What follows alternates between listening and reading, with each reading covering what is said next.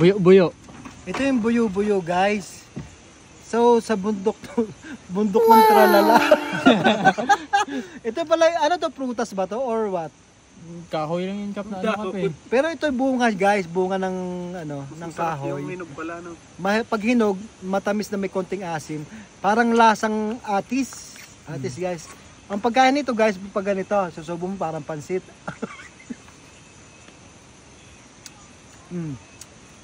Ibang lasa pag hilaw. Hilaw ba? Mapait!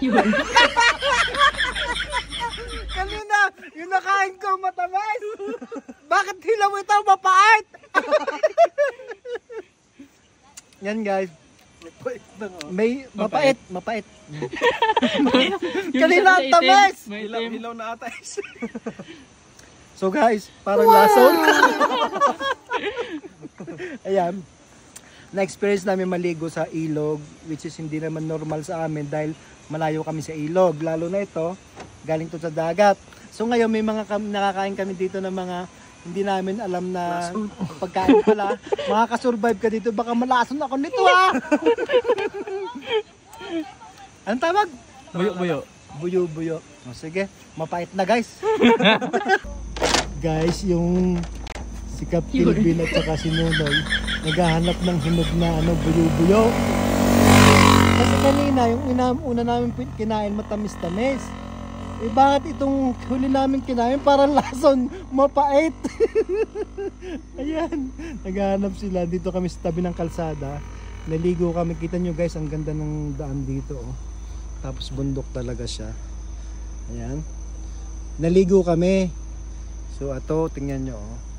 Basa pa kami, hindi pa kami nakakapag-BS. So dito na kami sumakay sa likod para na-enjoy namin yung nature. Ayan.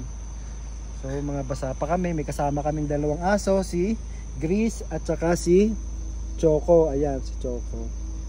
So tingnan natin kung makakahanap sila ng hinog kasi nasira yung content eh.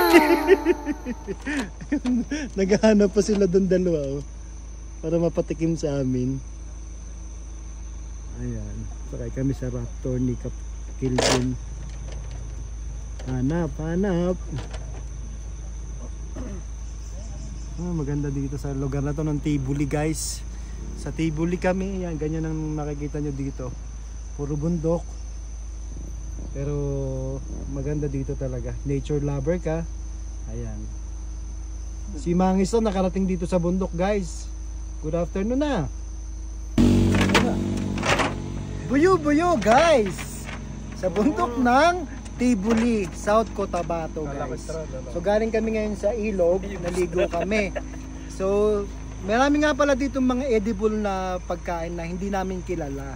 So na-amaze kami kasi na-experience namin, hindi namin in-expect na ma-experience namin dito sa Mindanao. So try natin ito yung buyo-buyo guys. Kanina natikman namin yung hinog na parang atis, matamis siya. Nakain mo na ba? Kinain sa akin naman. Tingnan ka. Parang pansit ha. Ito natikman kong lasa kanina. Pero yung pangalawa guys, parang lason.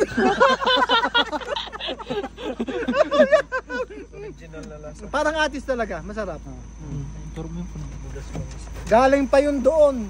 Doon sila nanguha kanina. Ayan na puno. Yan ang puno, madami ditong puno guys. Pero hindi naman ito nabebenta sa palengke o sa mga tindahan dyan. Pero edible, nakakain guys. Makakasurvive ka kung ikaw ay wala na sa bundok. At least kung nasa bundok ka at wala kang makain, may nakita kang ganito, makakasurvive ka pala. So ayan ang buyo-buyo. Minsan nagiging lason, minsan pagkain.